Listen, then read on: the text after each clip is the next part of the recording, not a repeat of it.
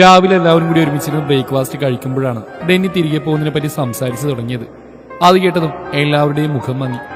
സത്യം പറഞ്ഞാൽ അവർ തിരിച്ചു പോകുന്നതിനെ പറ്റി ഇതുവരെ ആരും ചിന്തിച്ചിരുന്നില്ല. ഇത്ര പെട്ടെന്ന് പോണ മോനെ, നിങ്ങളെല്ലാവരെയും കണ്ട് കൊതി തീർന്നില്ല.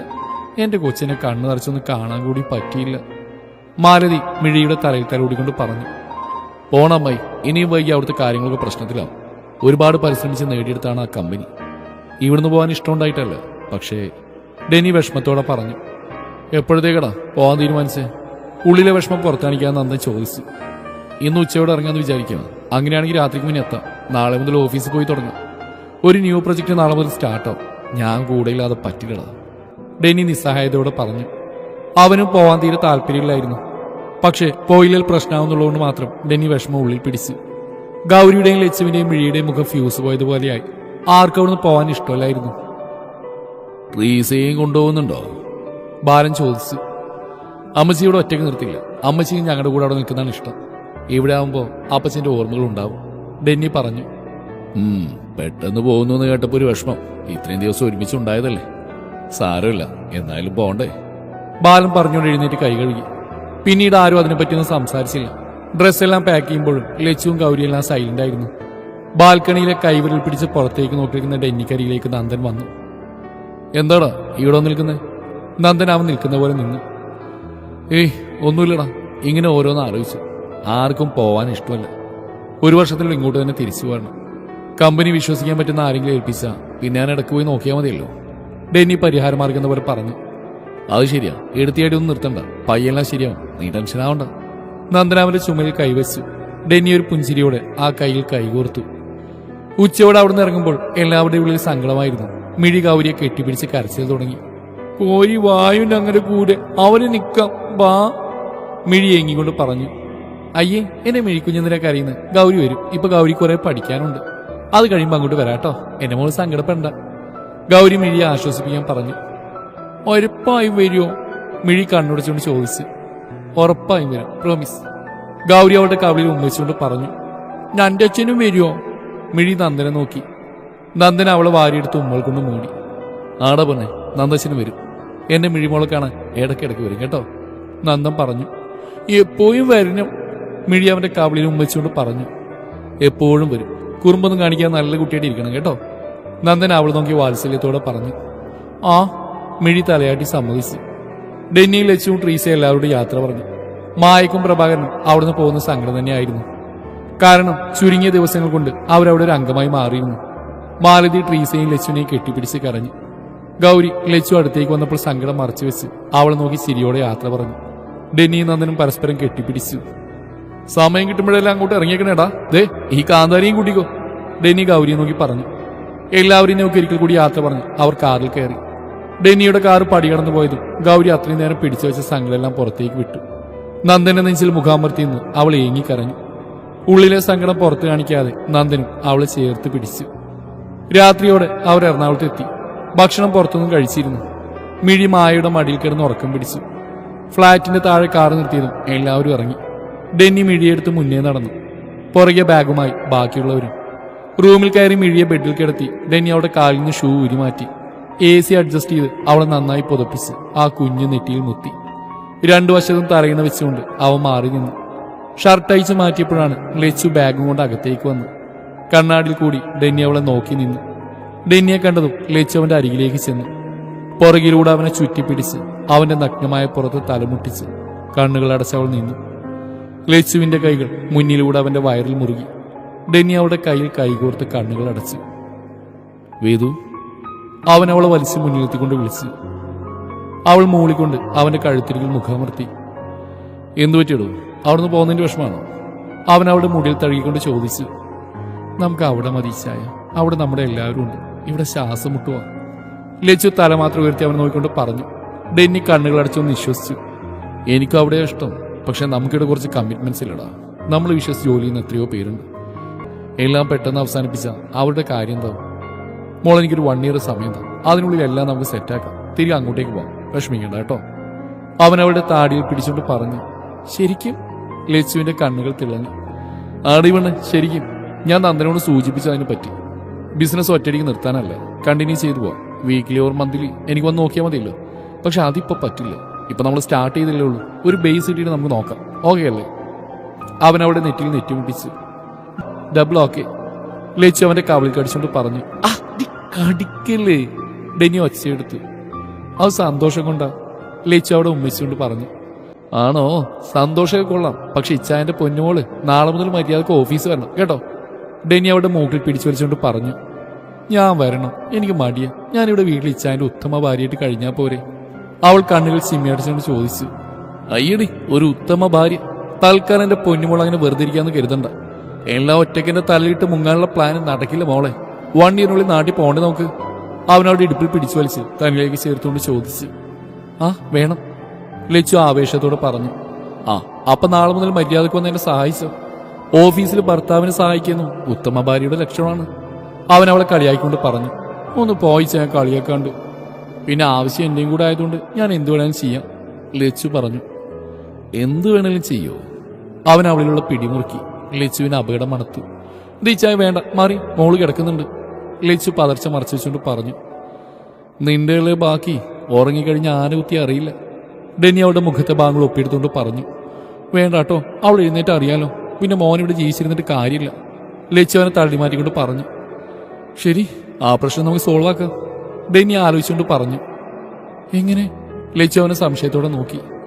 ഇച്ചായൻ മോൾക്ക് ബാത്റൂം റൊമാൻസ് എന്താണെന്ന് കാണിച്ചു തരാം കേട്ടോ. ഡെന്നി അതും പറഞ്ഞ് അവൾ നോക്കി കണ്ണിറുക്കി. ലച്ചുവിന് സംഭവം എന്താണെന്ന് കത്തുന്നതിന് മുന്നേ തന്നെ ഡെന്നി അവളെ പൊക്കിയെടുത്ത് ബാത്റൂമിൽ കയറി വാതിലടച്ചു. വാതിൽ കുറ്റിയിട്ട് മീശ പിരിച്ച് തന്റെ അരികിലേക്ക് വല്ലാത്ത ഭാഗത്ത് നടന്നു വരുന്ന ഡെന്നിയെ കണ്ട് ലച്ചു ഉമിനീരിറക്കി. അവൻ മുന്നോട്ട് വരുന്നതിനനുസരിച്ച് അവൾ പുറകോട്ട് നടന്നു. ഈച്ചായ വേണ്ട, അവൾ വിറച്ചുകൊണ്ട് പറഞ്ഞു. എന്തു വേണ്ടെന്ന്? അവനൊരു കള്ളച്ചിരിയോടെ ചോദിച്ചു. അത് പിന്നെ, അവൾ നിന്ന് വിക്കി. പറ, എന്തു വേണ്ടെന്ന്? ഡെന്നി അവളിലേക്ക് ചാഞ്ഞോട് ചോദിച്ചു. ലച്ചു ഒന്നും പറയാതെ അവനെ ഉറ്റുനോക്കി. ഡെന്നി അവളിൽ നിന്ന് കണ്ണു മാറ്റാതെ തന്നെ അവള് ചുമരോട് ചേർത്തു. ലച്ചു ഒന്നും ഞെട്ടിക്കൊണ്ട് അവനെ നോക്കി. ഞൊടിയിടിൽ അവൻ കൈയെത്തിച്ച് ഷവർ തുറന്നു. രണ്ടുപേരെയും നനച്ചുകൊണ്ട് വെള്ളം പെയ്തിറങ്ങി.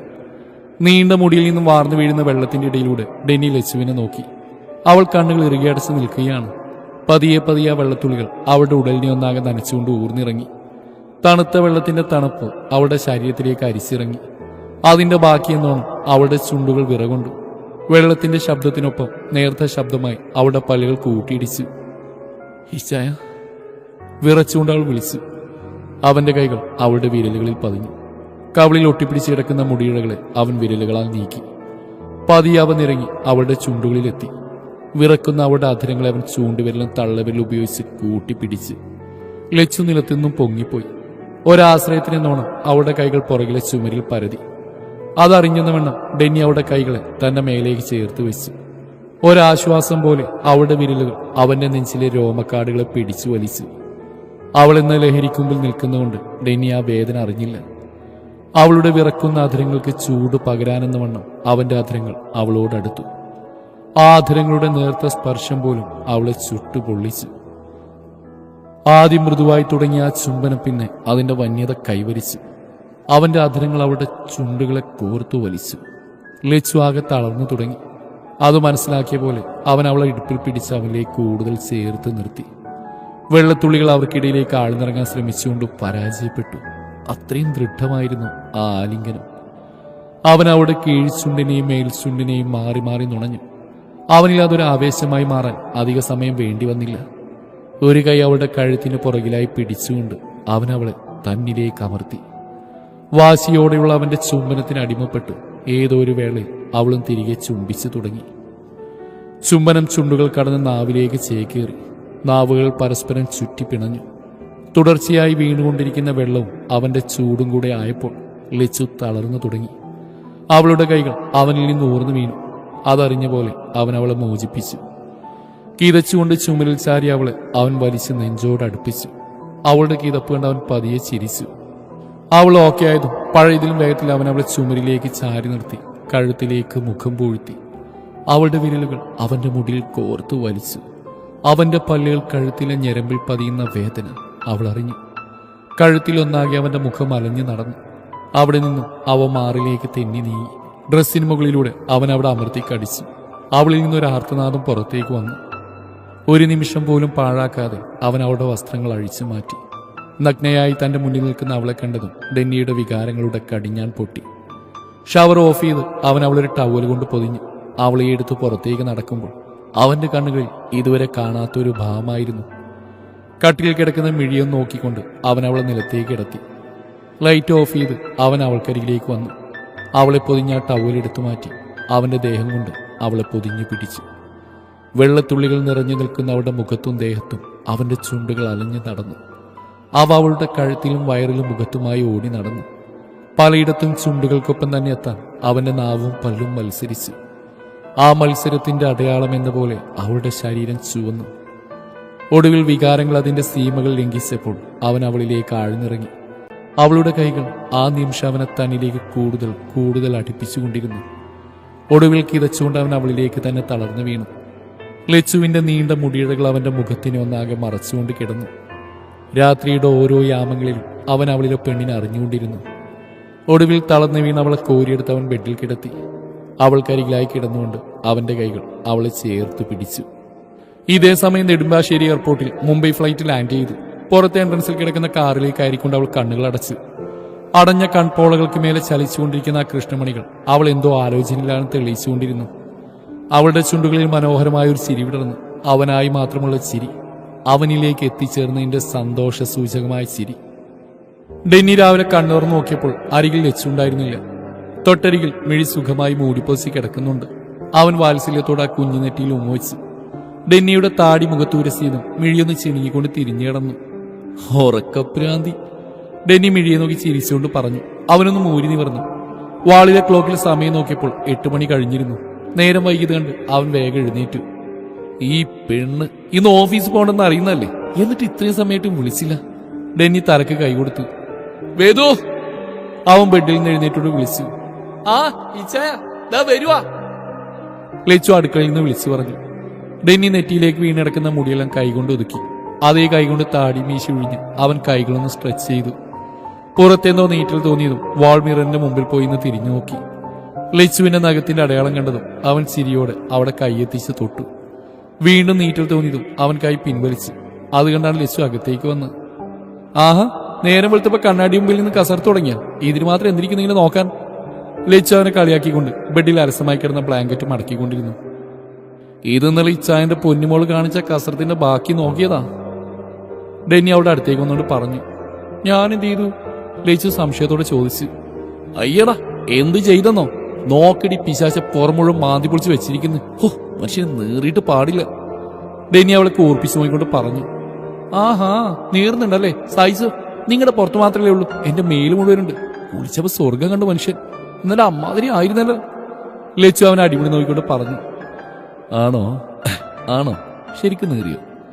അപ്പൊ നിനക്ക് ഇച്ചാനെ വിളിക്കായിരുന്നില്ലേ? ഡെന്നി അവിടെ അടുത്തു വന്ന് പതിയെ പറഞ്ഞു. എന്തിന്, ഇനിയും പൊട്ടിക്കാനോ? ലച്ചു കൈരണ്ണ് കെട്ടി അവൻ നോക്കിക്കൊണ്ട് ചോദിച്ചു. ഏയ്, ഇങ്ങനെ നീറിലുള്ള സ്ഥലത്ത് ഊതി തരാൻ. അവൻ അവിടെ കഴുത്തിലെ ചുവന്ന വാളിൽ ഊതിക്കൊണ്ട് പറഞ്ഞു. ലച്ചു ഒന്ന് പതറിപ്പോയി. പെട്ടെന്ന് തന്നെ അവൾ അവനിൽ നിന്ന് വിട്ടുനിന്നു. വല്ലാണ്ടങ്ങ് ഊതല്ലേ, മര്യാദക്ക് പോയി കുളിച്ച് റെഡിയാവാൻ നോക്ക്, ഇപ്പൊ തന്നെ സമയം പോയി. അയ്യോ, ലേറ്റായി. നീ എന്താടി കുരിപ്പനെ വിളിക്കാഞ്ഞ്? നിനക്ക് അറിയണല്ലേ ഇന്ന് നേരത്തെ പോണെന്ന്. ഡെന്നി തിടുക്കത്തിൽ ടവലെടുത്തുകൊണ്ട് പറഞ്ഞു. എന്തോ? എങ്ങനെ? 6 മണി മുതൽ ഞാൻ വിളിക്കുന്ന, തിരിഞ്ഞു മറിഞ്ഞ് കിടക്കുന്നാലും എഴുന്നേറ്റില്ല. പിന്നെ ആരും കരുതി എപ്പോഴേലും എഴുന്നേൽക്കട്ടെ എന്ന് ലച്ചു അവനെ പൂച്ഛിച്ചുകൊണ്ട് പറഞ്ഞു. അത് പിന്നെ ഇന്നലത്തെ ക്ഷീണം. ഡെന്നി നാണിച്ചുകൊണ്ട് ടവലിൽ കടിച്ചു. ക്ഷീണം? കോപ്പ, എനിക്കില്ല ഈ പറഞ്ഞ ക്ഷീണമൊക്കെ. എന്നിട്ട് ഞാൻ എണീറ്റില്ലേ? ലച്ചു അവനെ നോക്കി കണ്ണുരുട്ടി. നിനക്കെന്ത് ക്ഷീണം? പണിയെടുത്ത് മുഴുവൻ ഞാനല്ലേ? ഡെന്നി വിളിച്ച് കാണിച്ചു. ഇത് ഇച്ചായ. ലച്ചു അവന് നേരെ ദേഷ്യത്തിൽ നോക്കി. ഓ, ഒന്ന് മിണ്ടാഞ്ഞ് നിൽക്കുമോ? എനിക്ക് ഒരിങ്ങനം. ഇവരുടെ ബഹളം കേട്ട് ചെവിപ്പത്തിക്കൊണ്ട് മിഴി പറഞ്ഞു. മിണ്ടാന്നിക്കടി, എന്റെ മോളുറങ്ങി നീ കണ്ടില്ലേ? ഡെന്നി ലച്ചുവിന്റെ മൂക്കിൽ പിടിച്ച് കുത്തിക്കൊണ്ട് പറഞ്ഞു. അയ്യ, ഇപ്പൊ ഉറക്കാൻ ഞാൻ നിങ്ങളുടെ മോളെ. ഇന്ന് സ്കൂളിൽ നിന്ന് പോകണ്ടേ? മര്യാദക്ക് എണീറ്റ് വാ. ലച്ചു മിഴിയെ നോക്കി. മിഴി ദയനീയമായി ഡെന്നിയെ നോക്കി. ഡെന്നി കൈമലത്തി കാണിച്ച്. ഇന്ന് പോന അമ്മേ? മിഴി കൊഞ്ചിക്കോള് ചോദിച്ചു. ആ അമ്മയെ വിളി തന്നെ ലച്ചുവിന് കാര്യം മനസ്സിലായി. ഒന്നുമല്ല, കൊച്ചിന്റെ മടിയുടെ അസ്കിത. പിന്നെ പോവാണ്ട് ചിണങ്ങാതെ എഴുന്നേറ്റ് വാ, ഞങ്ങൾ പോകും വഴി സ്കൂളിൽ വിടാം. ഇപ്പൊ കുറെ ലീവായില്ലേ? ലച്ചു ഗൗരവത്തിൽ പറഞ്ഞു. എനിക്ക് മേലാകെ നല്ല വേദന, വയ്യ. പനി ഉണ്ടോ നോക്കിയേ പപ്പ? മിഴി ക്ഷീണം അഭിനയിച്ചുകൊണ്ട് പറഞ്ഞു. ഡെന്നി അതുകൊണ്ട് ഒരു ചിരിയോടെ ബെഡിൽ മുട്ടുകുത്തി കയറി മിഴിയുടെ അരികിൽ നെറ്റിൽ കൈവച്ചു. മിഴി അവനെ നോക്കി കണ്ണിറുക്കി കാണിച്ചു. ഡെന്നി പൊട്ടി വന്ന ചിരി കടിച്ചു പിടിച്ചു. ആ, ചെറുതായിട്ടൊരു ചൂടുള്ള പോലെ. ഇന്ന് പോകണ്ടല്ലേ കുഞ്ഞ? ഇന്ന് ഫുൾ റെസ്റ്റ് എടുത്ത് നാളെ പോവാം. ഡെന്നി അതും പറഞ്ഞ് ലച്ചുവിനെ നോക്കി. അവിടെയാണെങ്കിൽ ലച്ചു ഇടുപ്പിൽ കൈകുത്തി പപ്പയുടെയും മോളുടെയും കള്ളത്തിനും നോക്കി നിൽക്കുകയാണ്. ഇച്ചാന ഇവിടെ എല്ലാ കള്ളത്തിനും കൂട്ടിരിക്കുന്നു. വന്ന് ഈ പെണ്ണിപ്പോ വായ തുറന്ന നുണ മാത്രമേ പറയുള്ളൂ. ലച്ചു ദേഷ്യത്തോടെ പറഞ്ഞു. ഡെന്നി ആണോ എന്ന രീതിയിൽ മിഴിയെ നോക്കി. മിഴി നിഷ്കളങ്കമായി അവനെ നോക്കി. ഈ മുഖത്ത് നോക്കി നിങ്ങൾക്ക് എങ്ങനെ പറയാൻ കഴിയുന്നു എന്ന ഭാവമായിരുന്നു ആ മുഖത്ത്. ഓറി, എന്റെ മോളെ കുറ്റം പറയാതെ. നീ ചെറുപ്പത്തിലേ ഇതിനു വലിയ മടിച്ചായിരുന്നു. സ്കൂളിൽ പോവാതിരിക്കാൻ എന്തൊക്കെ അടവാ പ്രയോഗിച്ച് എനിക്ക് നല്ല ഓർമ്മയുണ്ട്. ഡെന്നി ലച്ചുവിനെ ഇരുത്തി നോക്കിക്കൊണ്ട് പറഞ്ഞു. ലച്ചു ചമ്മിക്കൊണ്ട് തലതാഴ്ത്തി. കണ്ടോ, ലച്ചു മതിച്ചായിരുന്നു. എന്നിട്ടാ എന്നെ കുറ്റം പറയാൻ വരുന്നേ. അത്ര നേരം പനിച്ച് തുള്ളിക്കിടന്ന മിഴി ചാടി എഴുന്നേറ്റുകൊണ്ട് പറഞ്ഞു. എടി കള്ളി, നിന്റെ പനിയൊക്കെ ഇപ്പൊ എവിടെ പോയി? ലച്ചു മിഴിയെ കൂർപ്പിച്ച് നോക്കി. അയ്യോ, എനിക്ക് വയ്യേ. മിഴി ചാടി എണീറ്റതിനേക്കാൾ സ്പീഡ് ബെഡിലേക്ക് വീണു. അത് കണ്ടുകൊണ്ട് ഡെന്നി പൊട്ടിച്ചിരിച്ചു. കണ്ട ഇച്ചായ ഇവിടെ കള്ളത്തരം, ലച്ചു പരിഭവത്തോടെ പറഞ്ഞു. ഓട്ടെ പെണ്ണ്, അവൾ IAS എന്നല്ലല്ലോ പഠിക്കുന്നത്, പ്ലേ സ്കൂളിലല്ലേ. എന്നും പോയില്ലൊന്നും വരില്ല. അവളിന്ന് റെസ്റ്റ് എടുക്കട്ടെ. പിന്നെ അവിടുന്ന് പോകുന്ന കാരണം അമ്മച്ചി ആകെ വിഷമത്തിലായിരിക്കും. എല്ലാവരും കൂടി പോയ ഓരോന്ന് ആലോചിച്ച് വല്ലതും വരുത്തി വെക്കും. ഈ കാന്താരി ഇവിടെ ഉണ്ടെങ്കിൽ പിന്നെ ആലോചിക്കാൻ പോയിട്ട് ഇരിക്കാൻ കൂടി ടൈം ഇട്ടില്ല. ഡെന്നി മിഴിയെ നോക്കിക്കൊണ്ട് പറഞ്ഞു. എല്ലാവർക്കും ഞാൻ വേനെന്ന് പറഞ്ഞ എന്താ ചെയ്യാ? മിഴി കിടന്ന കിടപ്പിൽ കാലുമേ കാല് കയറ്റി വെച്ചുകൊണ്ട് പറഞ്ഞു. അത്രയും നേരം കടിച്ചു പിടിച്ചെന്ന ലച്ചു പോലും ചിരിച്ചുപോയി. ഇനി നിന്നാൽ ശരിയാവില്ല മോളെ, ഞാൻ പോയി കുളിക്കട്ടെ. നീ വേറെ റെഡിയായിട്ട് കഴിക്കെടുത്ത് വെച്ചോ, ഞാൻ ദേ വരുന്നു. ഡെന്നി ബാത്റൂമിലേക്ക് ഓടുന്നതിൽ വിളിച്ചു പറഞ്ഞു. ഇന്ന് ലീവ് അനുവദിച്ച് കിട്ടിയ സന്തോഷത്തിൽ മിഴി കമിഴ്ന്ന് കിടന്ന് ഉറക്കം തുടങ്ങി. ലച്ചു അവിടെ ഉറക്കം കണ്ട് മിഴിയുടെ പാട്ടൊക്കെ തന്നെ ഒന്ന് കൊടുത്തുകൊണ്ട് ഓടി. ഒരു മനസ്സുഖം. ഡെന്നി കുളിച്ച് റെഡിയായി വന്നപ്പോഴേക്കും ലച്ചുവും ട്രീസയും കൂടി അല്ലാതെ എടുത്തു വെച്ചിട്ടുണ്ടായിരുന്നു. അവൻ കയ്യിലിരുന്ന കോട്ട് ചെയറിലിട്ടുകൊണ്ട് കഴിക്കായിരുന്നു. മോളും ഇരിക്കും, നേരം വൈകിയല്ലോ. ട്രീസ ലച്ചുവിനെ പിടിച്ചിരുത്തിക്കൊണ്ട് പറഞ്ഞു. അമ്മച്ചി, മിഴിന്ന് സ്കൂളിൽ പോകണ്ടെന്നാ പറഞ്ഞ് കിടന്നുറങ്ങുന്നുണ്ട് മടിച്ച്.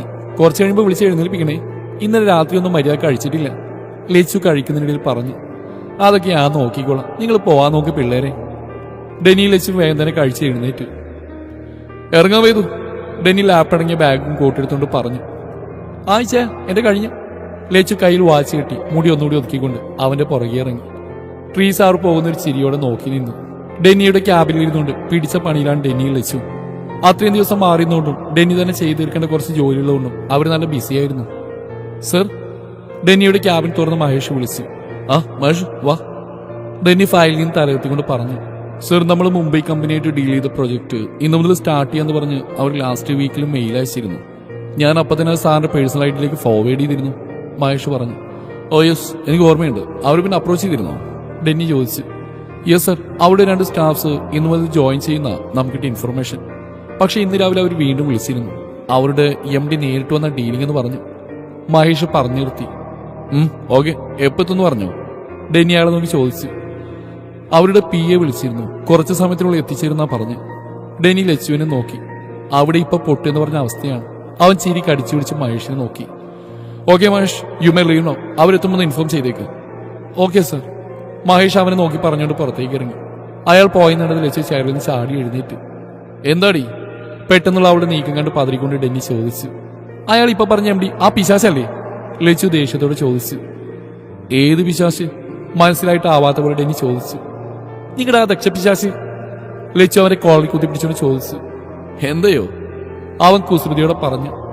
അയ്യണ, അങ്ങനെ ഇപ്പൊ സൂഹിക്കണ്ട, കൊല്ലും ഞാൻ. അവളായിട്ട് ഒളിപ്പിക്കാൻ നിന്ന എനിക്ക് ആ ജന്തുവിനെ കണ്ണെടുത്താ കണ്ടൂടാ. ലച്ചു അവരെ കോളിൽ നിന്ന് പിടിവിട്ടുകൊണ്ട് പറഞ്ഞു. ഡെന്നി അവളെ പിടിച്ച് മടിയിലിരുത്തി. ഇപ്പൊ എന്തോ ഒരു കുശുമ്പ വേണേ നിനക്ക്? ഡെന്നി അവിടെ മൂക്കിന് മുമ്പിൽ കടിച്ചുകൊണ്ട് ചോദിച്ചു. പിന്നെ കുശുമ്പില്ലാണ്ടിരിക്കോ? എന്റെയാ? ലച്ചു കൊഞ്ചിക്കൊണ്ട് പറഞ്ഞു. ശരിക്കും? ഡെന്നി അവൾ ഉറ്റുനോക്കിക്കൊണ്ട് ചോദിച്ചു. ശരിക്കും? അവൾ അവന്റെ കഴുത്തിലേക്ക് മുഖം പൊഴിച്ച് അവിടെ ഉമ്മവിച്ചു. ഈ പെണ്ണെന്നെ വഴി തെറ്റിക്കും. ഡെന്നി അവന്റെ കൈ അവിടെ വയറിലമർത്തിക്കൊണ്ട് പറഞ്ഞു.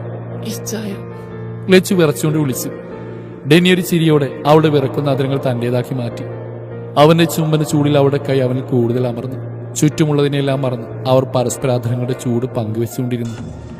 ഇതേ സമയം ഡെന്നിയുടെ ഓഫീസിന്റെ പോർട്ടിക്കോയിൽ ഒരു ബ്ലാക്ക് കളർ ബെൻസ് വന്ന് നിന്നു. അതിൽ നിന്നും സ്കിൻ ഫിറ്റ് ബിസിനസ് സ്യൂട്ടും ബ്ലാക്ക് ഓവർകോട്ടും ധരിച്ച് ഒരു സ്ത്രീ രൂപം ഇറങ്ങി. തോളൊപ്പം വെട്ടി നിർത്തിയ മുടിയിഴകൾ കാറ്റിൽ പറന്നു നടന്നു. മുഖത്തു നിന്നും സൺഗ്ലാസ് ഊരി മാറ്റി അവൾ ചുറ്റും നോക്കി. അവളുടെ ചുണ്ടിൽ ഒരു ഗൂഢ മന്ദസ്മിതമുണ്ടായിരുന്നു. ഞാൻ വരികയാണ് ഡെനിസ. അവളിൽ നിന്ന് നിന്നെ അകറ്റി എന്റെ ജീവിതത്തിലേക്ക് കൊണ്ടുവരാൻ. എന്റെ കളികൾ നീ കാണാനിരിക്കുന്നതേയുള്ളൂ.